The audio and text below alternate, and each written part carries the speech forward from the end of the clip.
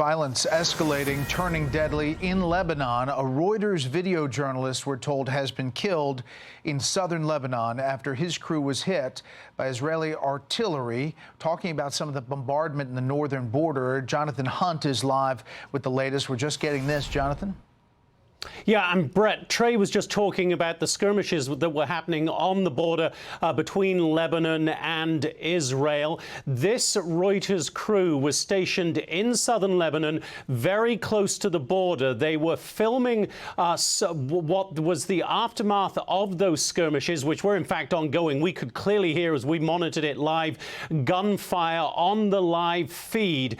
And then this happened. Listen.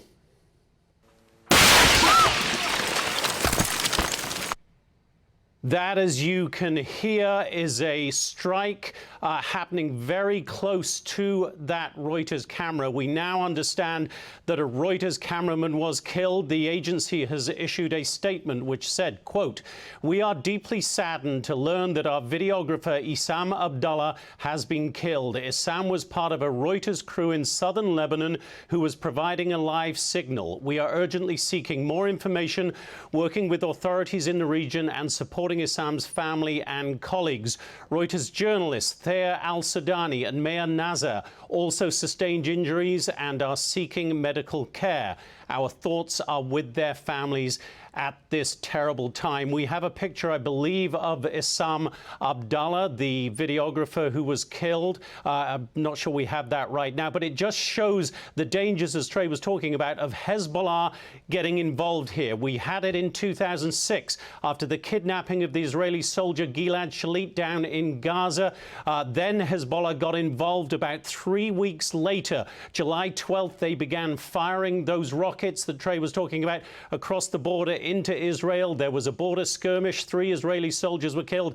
And then Israel went in hard with airstrikes and artillery. That is the great fear now, Brett, that we could see what happened in 2006 again, but on an even greater level. And remember, if Hamas is tied very closely to Iran, nobody is more closely tied than Hezbollah. And Hezbollah, it is worth pointing out, Brett, is far better armed, far better organized than Hamas is in Gaza. Hezbollah has far greater precision munitions, which present a far greater threat even than Hamas does to Israel. So it is a very tense situation. Nobody wants to see violence breaking out on the Lebanon-Israel border. Brett?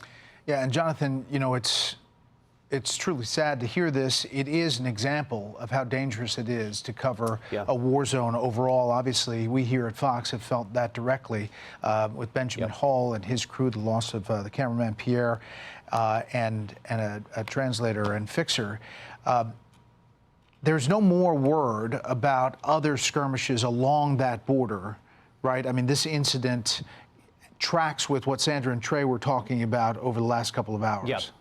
Yeah, it seems to be that there was an exchange of fire with Hezbollah and a possible exchange of fire with a Lebanese army unit there as well. We believe that this Reuters crew may have been near that Lebanese army base, but again, the information we get in the early going in these situations doesn't often changes, Brett, so I want to caution our viewers about that. But we haven't heard of rockets, for instance, coming in any great numbers from Hezbollah into northern Israel as yet. But that would be the fear. And that would very literally be a game changer in this conflict, Brett. If Hezbollah starts firing their very sophisticated rockets into Israel, rockets which, by the way, can hit any city anywhere in Israel. They have the precision to do that. They have the range to do that. So that would be a game changer. That is what